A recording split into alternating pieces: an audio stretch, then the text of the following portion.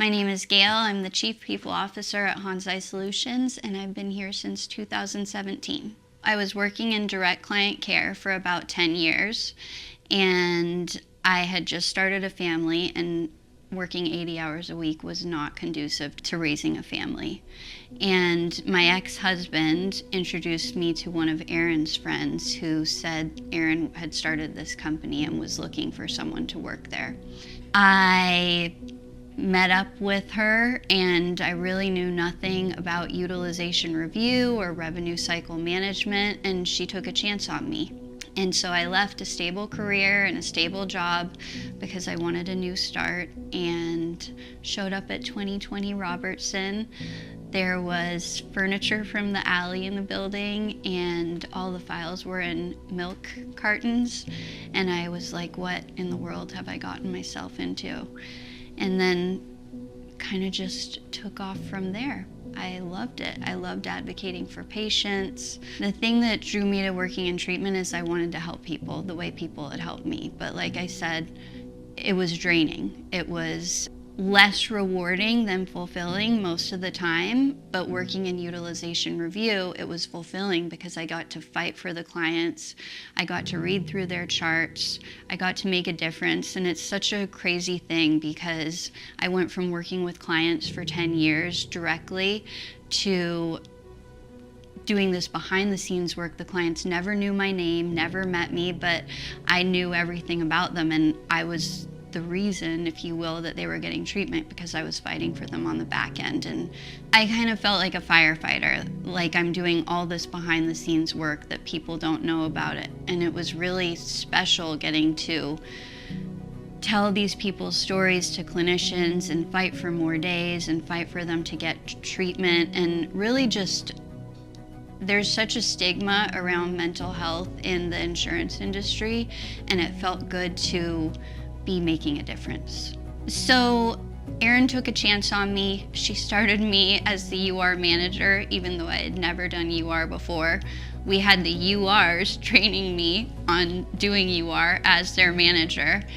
And I went away for maternity leave in late 2018. And in 2019, Erin gave me a call and she said, hey, we're bringing HR in-house. You want to come back as our director of HR? And I was like, I don't know anything about HR, Erin. And in my head, I'm like, I'm probably the most inappropriate person to be HR. And Erin was like, it's okay. We think you'll be great at it. We're going to send you to school. And so I went, and what I found is my personality mixed with HR was actually a really great recipe.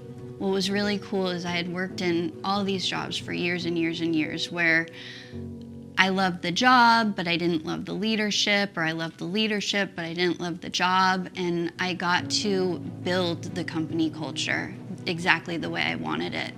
And that's something I probably take the most pride in. I feel like I really have established the Hansei company culture and made it a place that I would want to come to work. So when I started just naturally building the company culture at Hansei, I wanted it to be a place that people felt excited about coming to work. I know it sounds so cliche, but I really wanted it to feel like a family.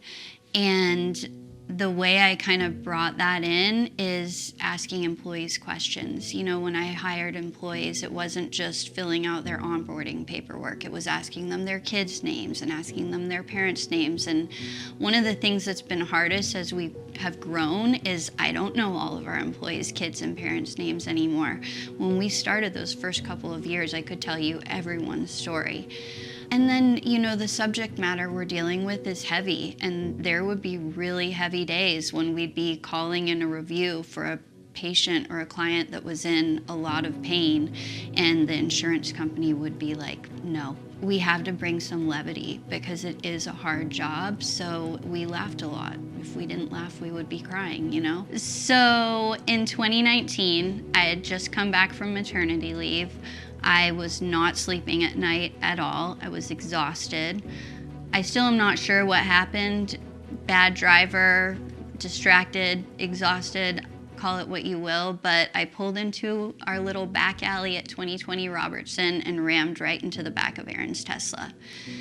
And I had this moment where I was like, should I just go to Mexico, someplace sunny with no extradition laws. What should I do? And I ended up deciding to go in and face the music. I walked right into Aaron's office with tears streaming down my face, and Aaron immediately said, "What's wrong? Who died?" And I said, "I rammed into the back of your Tesla." And she started laughing right away. And I'll never forget what she said to this day. Like, I remember every moment. She said, "My mom always said, cool as a cucumber. My mom always said, don't cry over anything that won't cry over you." And that was it. That story I have told to more Hansei employees than any other story. Employees come to me mortified because they made some huge mistake, and I let them know that story. That story is a Hansei urban legend at this point, and it has nothing to do with Hansei. It has nothing to do with work, but it has everything to do with the way we work. You know, we admit our mistakes, we do better in the future. I'm not really a much better driver, but I haven't crashed into any cars lately. So Hansei gives people chances. You know, this company was built by people in recovery, and as a result of that, we have a lot of employees themselves that are in recovery, and I myself have been given 3rd, 4th, 64th chances. Erin took a huge risk on me and continued to take risks on me as she brought me up through the ranks of the company. And it's always been near and dear to Erin's and my heart to extend that same courtesy, mantra, if you will, to our employees. So being that we have employees in recovery, we do have employees that have relapsed, face mental health problems, and it's not just lip service. You know, we have given people that are in senior positions 2nd and 3rd chances, and that's important to us, and it's something I'm really proud of, because I don't know anywhere else you can work and have some of the things that we've had happen with our employees, and they come back, and they come back better and stronger, and they do great, and I love that about us. We started as a small little mom pop shop on 2020 Robertson, and some of our employees, when COVID hit, were like, "Hey, I want to move to Florida to be with my family. Hey, I want to move to Pennsylvania to be with my parents." And I started looking up labor laws in those states. And I was like, sure, why not? You're working from home anyways. And as we continued to have employees transition to other states, I was like, why don't we start hiring in other states? And what happened is there was a much larger talent pool, and we found a lot of people down in the South, in Louisiana, Florida, Texas. Then what proceeded to happen from that is, you know, we had to find ways to connect with those people because we were no longer in the office. And for a social butterfly like me, that was one of the hardest parts of COVID. And so we started doing different sorts of team building activities. One of the team building activities I'm most proud of is our Miles for Mental Health Challenge in May. And that started back in 2020 during COVID. We just started, I had seen on Instagram that people were trying to run 100 miles in May, and I was like, I'm gonna do that. I literally hadn't gotten up out of my chair for 10 years, you know? But I was like, I'm gonna do that, and everyone laughed at me. And I started doing it, and I started walking around the block in West Hollywood. And then I started bringing employees with me. And then the next year we were like, why don't we do this Miles for Mental Health Challenge? We'll donate $1 for every mile that a employee runs. And we are a competitive bunch at Hansei. And so it definitely was, the point was to donate to a charity, and we always choose a nonprofit charity to donate to. For me, bragging rights, I've never actually taken first place. I'm always in the top 5, but I've never been in that #1 spot. I'm still working for it.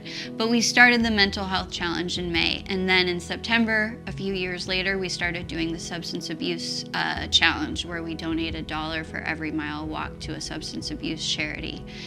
And then I started doing these remote team building activities. We would bring in a third party, and they would conduct like a trivia game or an escape room virtually. And it was really fun, and our employees loved it, and it brought us together. And I might be working with someone in, Texas or Tennessee that I had never met before, and we'd be on a team of 5, so I'd get to know them during that hour and a half, and it's been really fun to do stuff like that. So our mission at Hansei since day one has stayed the same, and that's advocacy and getting fair help and fair treatment for people suffering from mental health or substance abuse problems. And I feel like even as we've grown, we've always stayed true to those core values. Advocacy was one of the biggest draws at Hansei for me as someone in recovery, and making sure that people get fair treatment. I think I'm like maybe the 10th or 12th Hansei employee. Now, today, I'm the oldest Hansei employee, but I started out as it's somewhere between 10 and 12. As we have grown, we've expanded into 37 states. At one point we had 42, but we've lost a few team members. We're in 37 states now, which is a huge undertaking, getting us credentialed in those states, setting up state profiles with all those states. One of the other things that I loved about Hansei was that it was a woman-founded company. And in those early days, we were women-owned and operated. There are some men that have muddied the waters over the past few years, but they've been great additions. But one of the things I really take pride in is 86% of our employees are women. I think 67% of those women are moms, and I can't give you the current day stat. It's more what I know just from knowing the employees.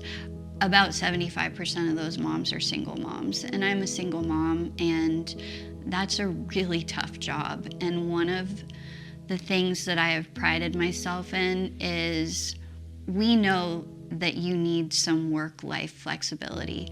The culture we've built makes us trust the teams that we've hired, and I love for myself that I can go pick up my kids from school and I don't have to worry that my job is in jeopardy, and I don't have to ask anyone that, and I don't want our employees to ask us that either. I want them to feel comfortable doing that and having a job.